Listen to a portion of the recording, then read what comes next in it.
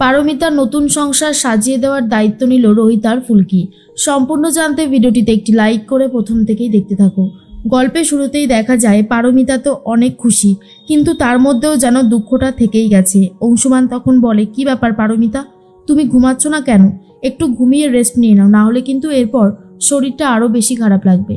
পারমিতা তখন বলে, না না অংশু, আমি একদম ঠিক আছি, আমি অনেকটা ঘুমিয়েছি, তাই আমার এখন আর ঘুম পাচ্ছে না। তখনই অংশুমান বলে, আর আমি তো এরকমভাবে নাইট ডিউটি করি, অভ্যাস আছে, অসুবিধার কিছুই নেই। পারমিতা তখন বলে, সত্যি আমি একটা কথা ভাবতেই পারছি না যে আমার আর তোমার বিয়েটা হয়ে গেল।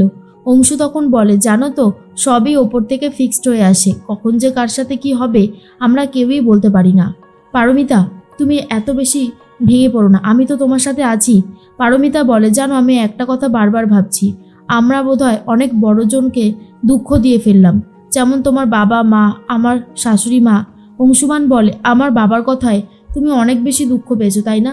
আমি তোমার কাছে ক্ষমা চাইছি, আমাকে তুমি ক্ষমা করে দাও। আর তাছাড়া আমাদেরও তো ভালো থাকার অধিকার আছে পারমিতা, আমরাও তো ভালো থাকতে পারি তাই না?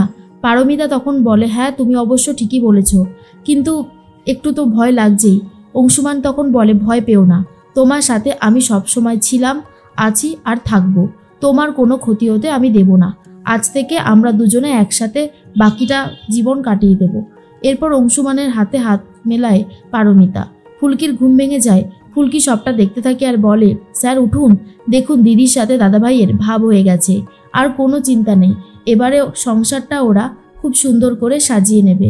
রোহিত তখন বলে, এটাই তো চাইছিলাম ফুলকি, যাতে আমার বৌদিটা সুখী হয়, এর থেকে বেশি কিছু আর চাই না। প্রথম তো বৌদি এই সম্পর্কটা শুনেই অনেক বেশি রাগ করছিল, কিন্তু পরে যে মেনে নেবে, এটাই আমার কাছে অনেক বেশি একটা পাওনা। সকাল হতেই জেঠুমণি রোহিত আর ফুলকিকে ডেকে পাঠায়, সাথে তমাল পিয়ালও এসেছে, আর বলে, কি হয়েছে জেঠুমণি? তখনই জেঠুমণি বলে, এই টাকাটা ধর, এই টাকাটা একটা কাজে লাগবে। তখনই তমাল বলে, এটা নিশ্চয়ই আমাদের খাওয়ার টাকা। তখন জেঠুমণি বলে, হ্যাঁ, এতগুলো টাকা আমি তোমাকে খেতে দেব তাই না? কি বুদ্ধি।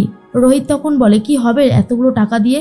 জেঠুমণি বলে, অংশুর তো কোয়ার্টার সেরকমভাবে হয়তো সাজানো গোছানো নেই, পারমিতার জন্য এটুকু তো আমাকে করতেই হবে, এই টাকাটা দিয়ে অংশুমানের ঘরটা খুব সুন্দর করে সাজিয়ে দে, আমি শুধু এটাই চাই।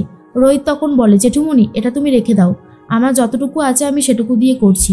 তখনই জেঠুমণি বলে, লাবুর বিয়ের সময় তুই আর তথা মিলেই তো সব কিছু করেছিলিস, আমি আমার মেয়ের জন্য এটুকু করব না?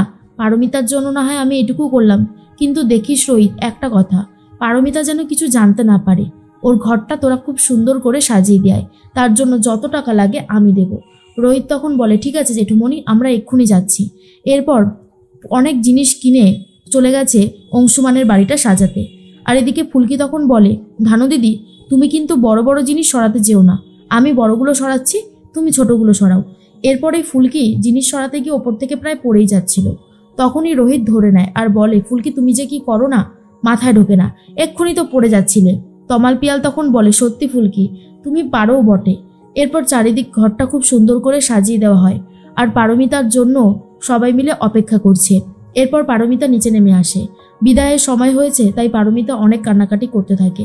রুদ্র তখন মনে মনে ভাবে, পারমিতার সাথে এই অংশুমানের বিয়ে হয়, একদিকে আমারই লাভ হয়েছে, রিকির মাথা থেকে অংশুমানের ভূতটা নেমেছে, এর থেকে ভালো আর কী বা হতে পারে। আমি তো এটাই চেয়েছিলাম, যাতে অংশুমানের সাথে কোনোভাবেই এই রিকির বিয়েটা না হয়। এর মধ্যেই পারমিতা খুবই কান্নাকাটি করতে থাকে। জেঠুমণি তখন বলে, তুই যেভাবে আমার বাড়িতে আলো করেছিলিস, ঠিক সেইভাবে অংশুমানের বাড়িতেও আলো করে থাকিস মা, খুব ভালো থাকিস তোরা, খুব ভালোভাবে সংসার কর, এটাই চেয়ে এসেছি, আজও এটাই চাইবো। লাবুও খুব কান্নাকাটি করতে থাকে। পারমিতা তখন বলে, মাকে একবার নমস্কার করে আসি, কালকের পর থেকে মাকে এখনো পর্যন্ত দেখিনি। তখনই ফুলকি বলে, দিদি এখন জেঠিমা ঘুমাচ্ছে, এখন যাওয়াটা কি খুব দরকার? তুমি তো জানো জেঠিমা ঘুমালে সহজে ওঠে না, ওষুধ খেয়ে ঘুমায়।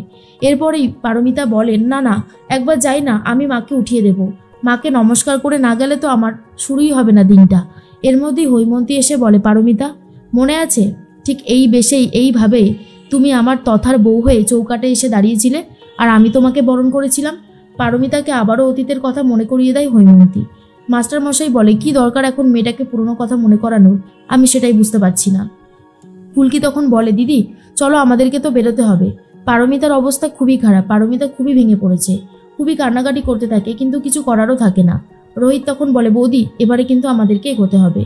তখনই পারমিতা আস্তে আস্তে এগিয়ে যাচ্ছে আর হৈমন্তীর অনেক বেশি খারাপ লাগে।